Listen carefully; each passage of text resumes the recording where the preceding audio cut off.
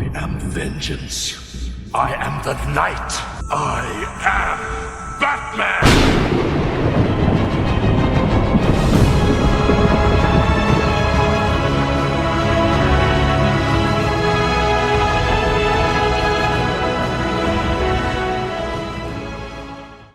Former American football player and actor Mike Henry, known for roles such as Tarzan in the 1960s and Junior from the Smokey and the Bandit series, posed for a set of publicity stills where he dressed up as Batman for a Saturday morning children's program that CBS has brought the idea for in 1964, with Ed Graham, who originally pitched the idea to them, as producer. The show would have been more straightforward and serious in tone than ABC's Batman starring Adam West, and Henry was one of the actors considered for the role of Batman. However, before the show could come to fruition, DC Comics got the TV rights for Batman back, then made a deal with ABC to create the 1966 show that is known today. Such magnificent specimens of manhood. Consequently, anything in context to the 64 Batman pitch was put away or lost, including the publicity stills. As of today, these stills haven't been found.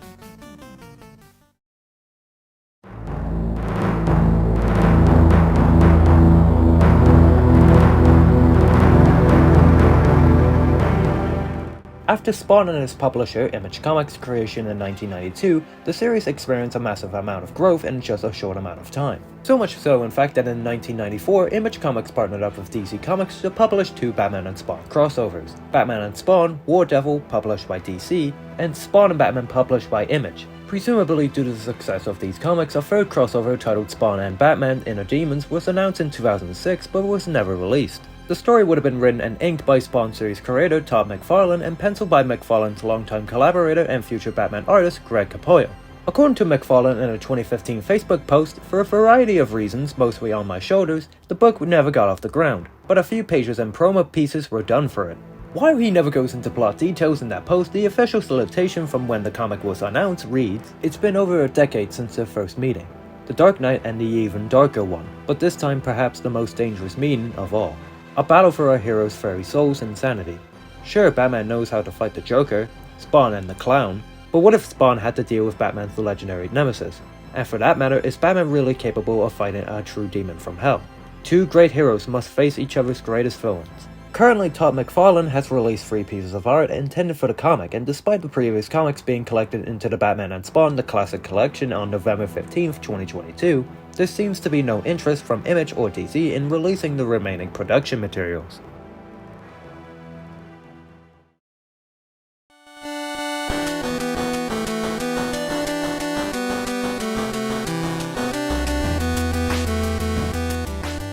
Gotham High was the concept behind an animated TV show about a teenage Bruce Wayne attending high school with his future enemies and allies. When creator Jeffrey Thomas drew a picture of a young Joker and Harley, DC liked it enough to order an entire series based on the concept. The plot would have Bruce Wayne attend high school with Barbara Gordon and his entire rogues gallery. Each character would have represented a social clink. For example, Riddler was a nerd, Killer Croc was a bully, and Mr. Freeze was the cool kid, and many more. The series was cancelled for reasons unknown. It is possible that elements of the show were reworked into the web series DC Superhero Girls, which also involved teenage versions of DC characters attending high school. This show also featured characters from the Batman franchise. You are not alone in your anger, sir. In fact, this may sound strange, but I had much higher hopes for the first time our paths crossed. It is also possible that elements of the show were reworked into a graphic novel of the same name written by Melissa De La Cruz and illustrated by Thomas Patui, released by DC Comics in 2020, which was about the relationships between Catwoman, Batman, and Joker as high school teenagers in a love triangle.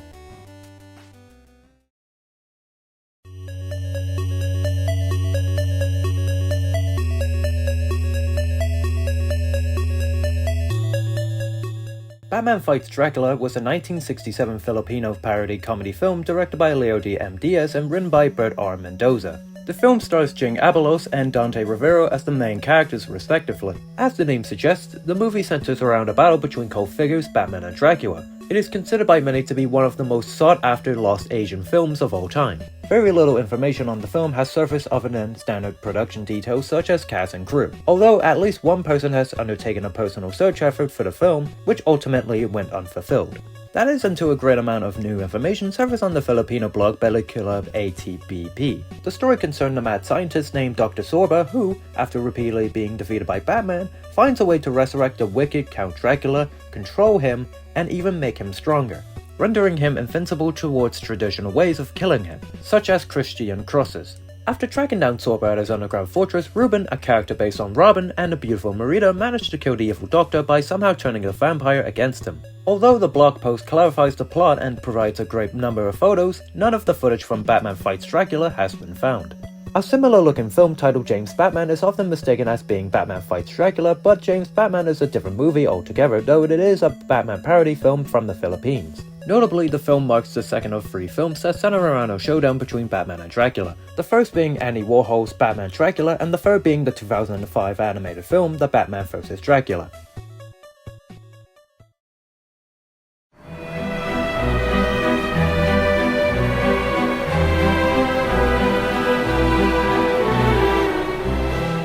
Batman Dracula is a 1964 film directed by pop artist Andy Warhol. The film is supposedly about an hour long. It's also silent and it's in black and white. According to Warhol, the movie was created as a homage to the Batman series, but it was not authorized by DC Comics. The filming took place on the beaches of Long Island, various rooftops in New York, and at the factory, Andy Warhol's New York City studio. It stars Jack Smith, director of Flaming Creatures, as Batman and Dracula. The film was only screened as part of Andy Warhol's art exhibits. As of Warhol's death, the film was considered lost. However, some scenes from the film were shown in the 2006 documentary Jack Smith and the Destruction of Atlantis. Some other uploaded clips have been collected and compiled, representing about 40% of the film.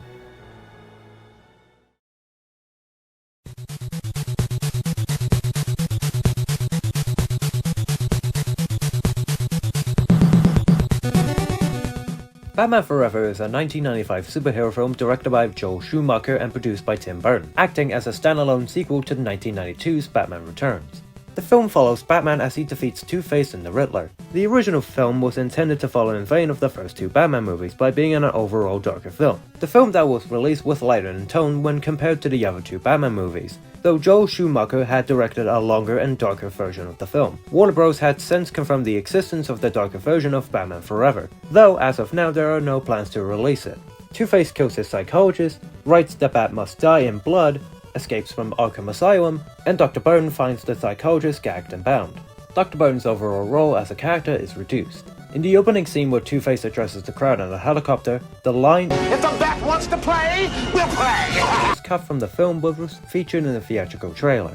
Also in the opening scene, mainly the bank heist, Batman appears in the elevator and asks Two-Face henchmen after they shot it, "Going down?" The line ended up being cut from the film but can be heard in the theatrical trailer. Also in the opening scene, Batman and Two-Face fight in the helicopter and struggle for control.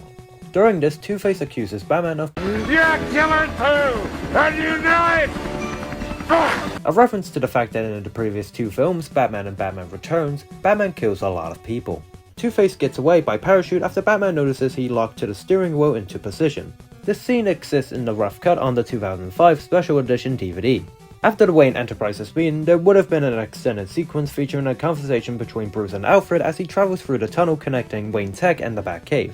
After Edward Nygma arrives at Wayne Manor, there's a scene where Bruce is watching a Gotham talk show with Chase Meriden as a guest talking about Batman. Extended shots of the Circus Massacre. During the Show Me How to Punch a Guy scene where Riddler fails to punch the security guard, the end result was originally darker. Two-Face finishes the guard off with a neck chop and leaves Riddler to beat him brutally with his cane.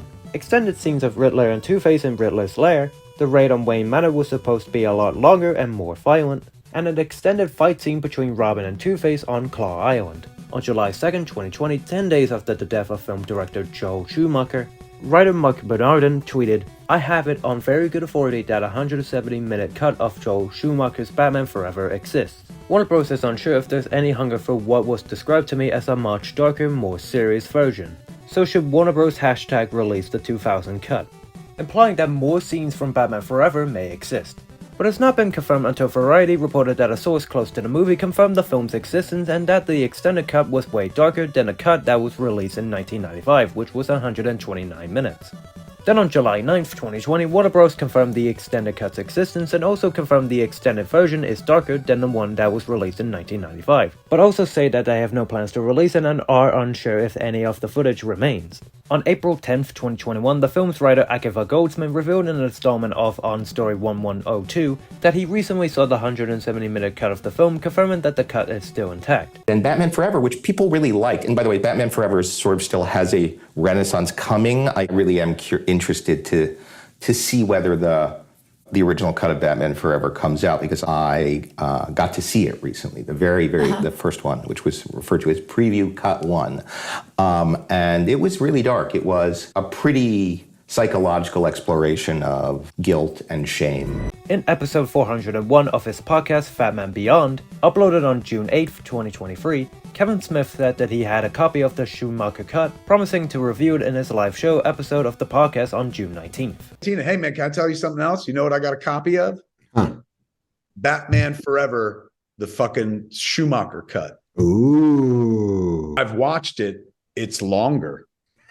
In the show, Smith detailed that someone named Joe Black offered to purchase an item at one of his auctions for $69 plus the Schumacher cut of Batman Forever, having received it after a private screening. Joe Black said that the cut was roughly 2 hours and 35 minutes, which is 33 minutes longer than the original cut.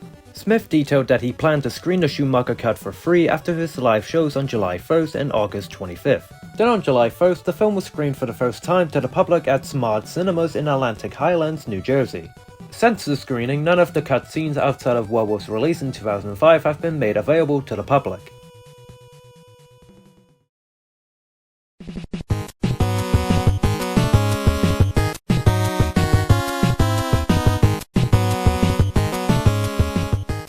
In Season 1 of Sesame Street, Batman and Robin appeared in the animated segments done by Filmation, in the same style as their 1969 animated show The Adventures of Batman. In total, 4 segments were used for the show. Batman first appeared in the first test pilot of Sesame Street, available on the DVD Old School Volume 2, and later had 3 more segments in the main series. In the first 3 segments, Batman crosses the street, around, up, through, and the untitled Ernie and Bert segment from the pilot featuring Batman are available on the DVD sets Old School Volume 1, 40 Years of Sunny Days, and Old School Volume 2 respectively. The final segment, which first aired in episode 99, was titled Clean and Dirty, and was intended to teach kids the difference between clean and dirty. It's 51 seconds long and features the Penguin's gang who had dirty windows. Verifications of the segment's existence, length, and first airing came from the materials at the CTW archives at the University of Maryland. On September 16, 2019, a collection of screenshots from the segment were uploaded online, proving that the segment existed. On July 15, 2021, Little Jerry Fan 92 uploaded the full segment to YouTube.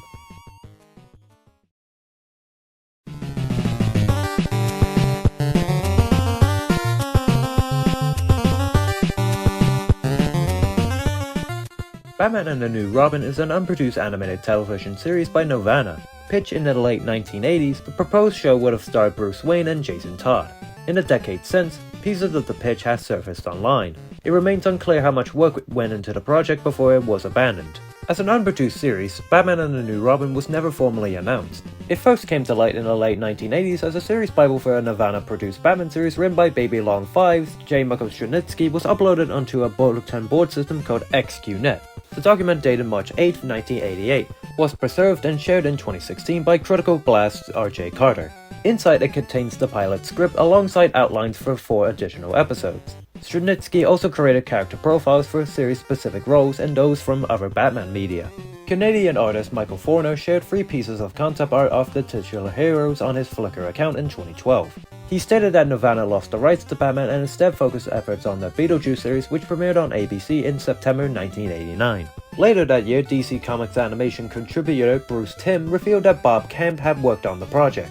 In 2015, then DC Comics co-publisher Dan Didio shared a promotional image for the series, remarking that it was pitched when he was working for ABC's children's programming department. The collage showcases Batman, Robin, Joker, the Riddler, the Penguin, and a character assumed to be Frederica Miles.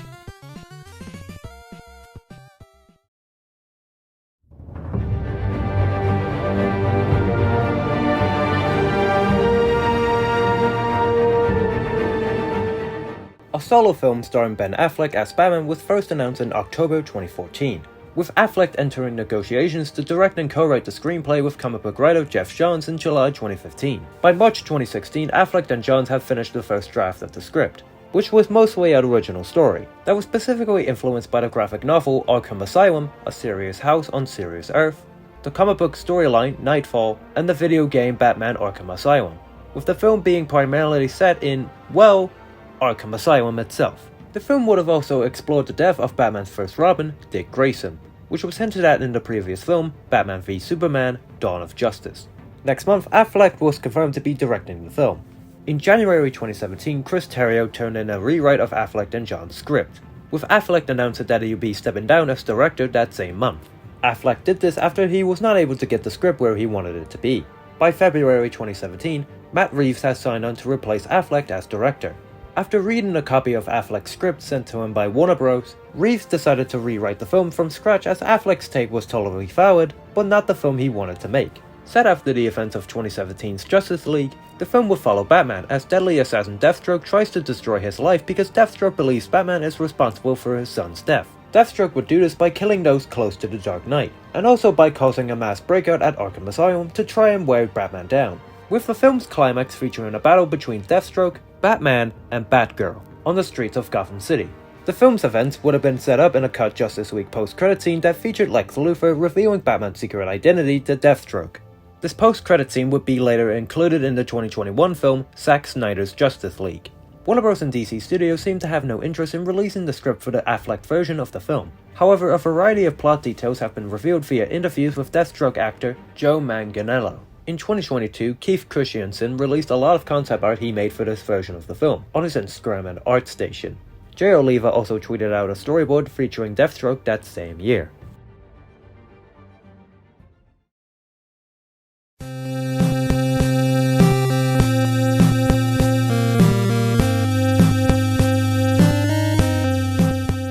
The Dark Knight is a cancelled action video game that was based on the 2008 Christopher Nolan film of the same name.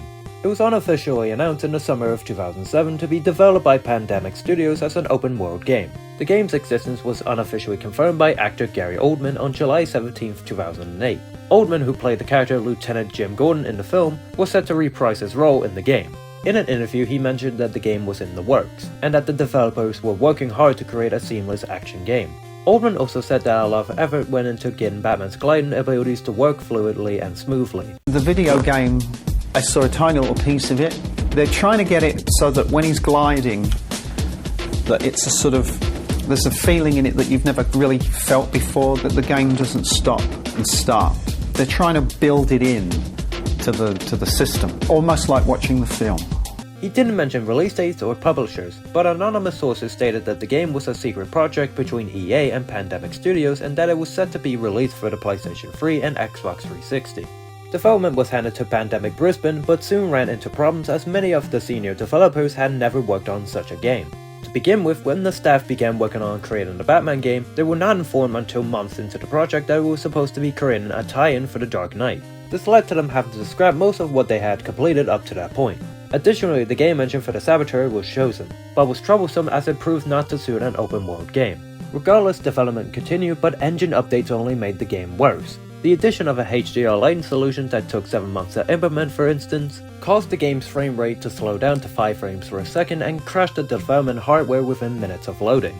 Level design tools weren't made available until 7 months in development, and management was making decisions behind the lead developers' backs, which were later reversed once the kits were ready to use.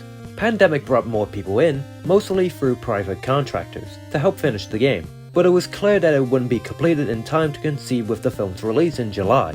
The decision was made to push the release date back to December to be launched alongside with the DVD release of the film. By September, alpha testing was supposed to begin, but the game was in very bad shape and it was clear that it wouldn't make the December deadline. In the end, the game was cancelled and roughly 20 employees were let go in the aftermath. Pandemic Studios Brisbane was shut down in February 2009, along with Pandemic Studios Los Angeles in November.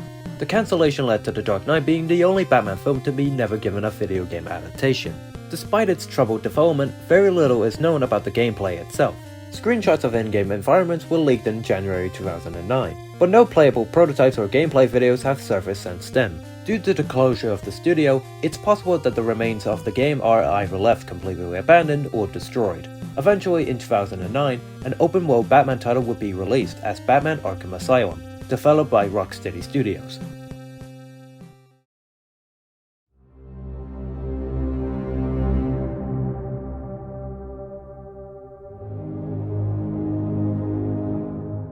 In 1988, DC Comics made the controversial decision to kill off Batman's second Robin, Jason Todd, a character disliked by some fans as well as members of DC's creative staff. To generate publicity and gauge fan sentiment, a 1-800 call-in line was established to decide Robin's fate. At the end of one of the issues called A Death in the Family, callers were to choose whether or not the Joker managed to kill Jason Todd after a cliffhanger followed by an explosion. The fans allegedly decided that the Joker succeeded in killing Robin, but the legitimacy of the vote and the existence of an alternate outcome comic has been questioned. Jason was a wilder, more rebellious Robin than Dick Grayson, which the fans and staff grew to dislike with time. In an infamous sequence in the Death of the Family storyline, the Joker beat Jason near to death with a crowbar, then blew up the room he was in. Batman arrived in time to see the explosion, and the comic ended, leaving the cliffhanger ending. The vote in question followed, and in the next issue, Jason was dead. It has been claimed and denied by DC from the start that the vote was pure theater, and that Jason Todd was to die no matter what. While the vote's outcome was close, no outside vetting has been done and now seems unlikely, Batman veteran writer Denny O'Neil has posited that this was due to some readers thinking that they were voting for the fate of Dick Grayson, and that the absent votes meant that this would heavily favor killing off Jason Todd. Others say that wishing to nudge the outcome their way, DC staffers flooded the phone banks in favor of Jason's death. Whatever the truth of these rumors and speculation, DC might have ended up feeding this frenzy by how it has handled things since then. The only evidence of an alternative comic is a page published in Batman Annual issue 25. This issue was related to Jason's 2000s return, shows Batman with Jason who is still alive. This page was included in a reprint of the Death in the Family story claiming to be an alternative final page for the lost chapter of A Death in the Family in case the fans decided to save Robin, not seeing print until the release of Batman Annual issue 25. However, some believe that this scene was crafted well after the fact to kill the endless rumors. DC revealed there was just this completed page plus another incomplete one.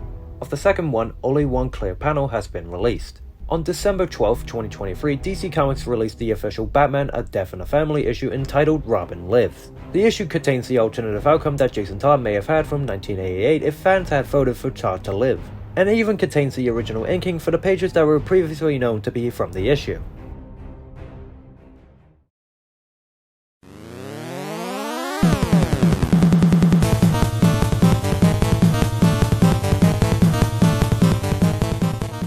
Batman Meets Godzilla is an unproduced comedy film that was a crossover of 1966 Adam West version of Batman and Godzilla. It was written around the time Batman premiered on ABC, even possibly before that. 2 treatments were written for the film before the project was abandoned, but only one is known to have been archived, and the status of the other is unknown.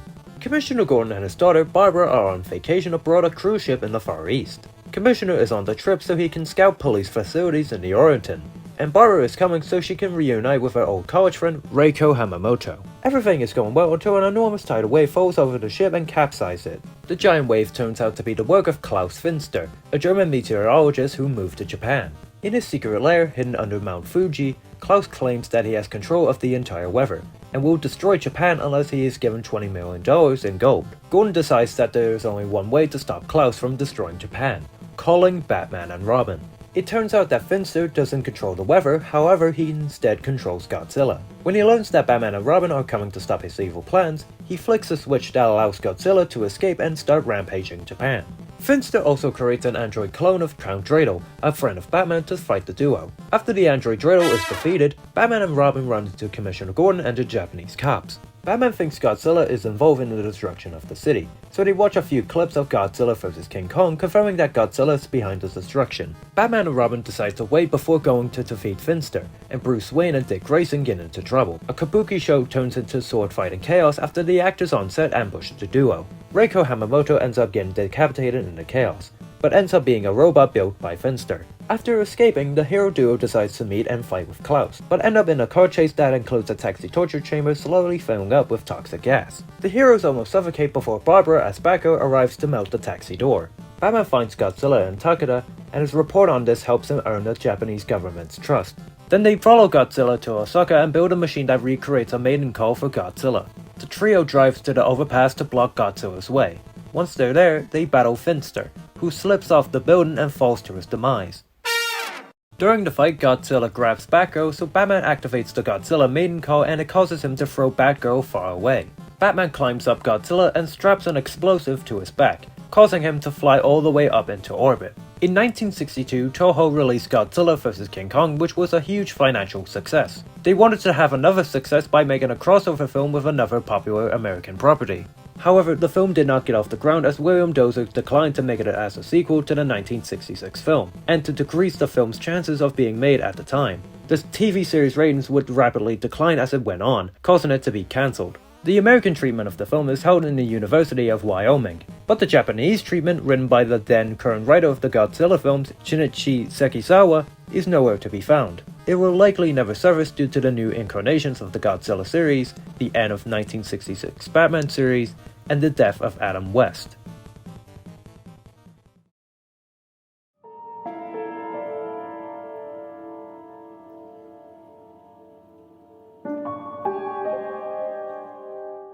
Batman the Animated Series is an animated television series produced by DC Comics and Warner Bros. It ran between 1992 till 1995. It is critically acclaimed for its voice acting, themes, and faithfulness to its source material. The series paved the way to the DC animated universe and remains to this day one of the most influential animated series of all time. The series is probably best known for Mark Hamill's performance as the Joker, however, Tim Curry was originally appointed to voice Batman's main villain. During the production of the second episode of the series, Christmas with the Joker, where the character makes his debut, the producers felt unsatisfied with Curry's performance in his recording sessions and deemed him unsuitable for the character. Despite Bruce Timm and Andrea Romano, the series creator and voice director respectively, insisting on keeping the role to Tim Curry, it ultimately landed on Mark Hamill. John Glover also auditioned to play the Joker but ended up voicing the Riddler. Tim Curry ended up voicing miscellaneous characters in the animated series, such as a henchman in the episode Fear of Victory and an animatronic clown in Be a Clown. It is heavily speculated that the laughter that comes from the animatronic clown in the episode is taken from Curry's recording sessions as the Joker. While the casting change has been known for years, in 2017 it had sparked a sudden interest after Tim Curry revealed that he had bronchitis when he recorded the first episode, which was the biggest factor for his replacement. Back when the Batman animated series was being made, I heard there was very minimal news about your involvement, that you were originally cast as the Joker before Mark Hamill took over. I played the Joker for a while, but I had bronchitis and they fired me. Aww. And hired Mark Hamill. Around the same time, an interview with Bruce Timm and Andrea Romano was made for the comic book themed magazine Back Issue, where they talk about the replacement and the impact it had on the series, with Bruce Timm admitting unsatisfaction over Curry's performance, feeling that it didn't sound organic, as well as pressure from writer/producer Alan Burnett, whereas Andrea Romano expressed regret over his recast. On September 5th, 2021, Phil Mackey, author of the podcast Stay Tuned, released a 2-hour-long documentary on Batman the Animated Series, which includes interviews with several producers, directors, and voice actors involved in the series' production. In a chapter dedicated to the creation of Joker and Harley Quinn, clips from the episode The Last Laugh are shown with Tim Curry's original recordings, provided by one of the guests credited in the additional archival footage card. Ugh. Hey, Batman! You stink so bad, I can smell you from here! Pew! Pew, pew, pew! Christmas with the Joker and The Last Laugh are to date the only known episodes from this series in which Tim Curry voiced the Joker, with the latter being the only one with recordings available to the public. It is unknown how many episodes Curry recorded before being replaced by Mark Hamill, though various sources claim that Curry recorded only 4 episodes, while others claim that he recorded the entire first season. The surviving recordings are likely stored within Warner Bros. Archives, or kept by one of the show's producers, as in case with The Last Laugh.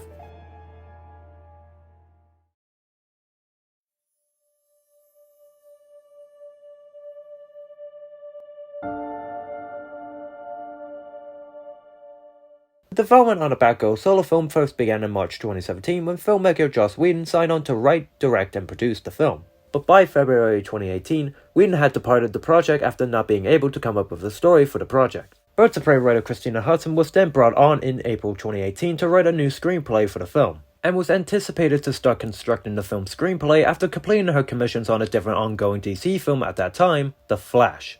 A few years later in May 2021, directors Adil El Arbi and Bilal Fallah was signed on to direct the film a month after a listing slate for the Batgirl project was anticipated, and added to be anticipated as a HBO Max original. In September 2021, Natalie Holt had announced that she would be composing the score for the film.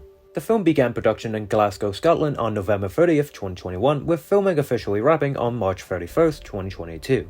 The cast for the film would have starred Leslie Grace as Barbara Gordon / Batgirl, the daughter of Police Commissioner Jim Gordon, who becomes a vigilante after being barred from joining Gotham City's police force by her father, J.K. Simmons as Jim Gordon, Jacob Scipio as Anthony Bresci, the mob boss of one of the Gotham City's many criminal mobs, Brendan Fraser as Ted Carson aka Firefly, a supervillain as a psychopathic pyromaniac. This version of Firefly would have had an original backstory rather than adapting the one found in the comics. Michael Keaton would be reprising the role of Batman from the two previous films set outside the DCEU, Batman and Batman Returns. Keaton taking over as the DCEU's Batman would have set up The Flash as the movie was planned to release before Batgirl prior to its delay, and Ivory Aquino as Alicia Yao, who was a bartender, best friend of Barbara Gordon, and a trans woman. Additional actors such as Rebecca Front, Corey Johnson, and Ethan Kai were also casted for the film in undisclosed and unknown roles. Kai was noted to have a leading role, which was later revealed to be Barbara Gordon's love interest. The Batman villain Killer Moth was also set to appear, but it is unknown who would have played him. After the fusion of his service with Discovery's, the now Warner Bros. Discovery announced that they had cancelled the release of the film on HBO Max or in any theaters, despite its plan in 2022 on HBO Max, making the film effectively dead. The cast and crew first heard about the film's cancellation when the New York Post exclusively published the story on August 2nd, 2022. According to the Wrap, the company just felt the film simply did not work, and went against the new desire and mandate from CEO David Zaslav to make DC films big theatrical event films. Watchers of the initial test screenings described the film as a huge disappointment and looked cheap in comparison to other films, which could have been a factor in the studio's decision to cancel the film. Directors El Arbi and Falah tried to rescue some footage by logging into the Warner Bros. Servers and capture some footage on their phones, but they were frustrated. While footage of the film, either behind the scenes or official, are available after being posted by cast and crews or unofficial sources, the film has yet to be seen a release.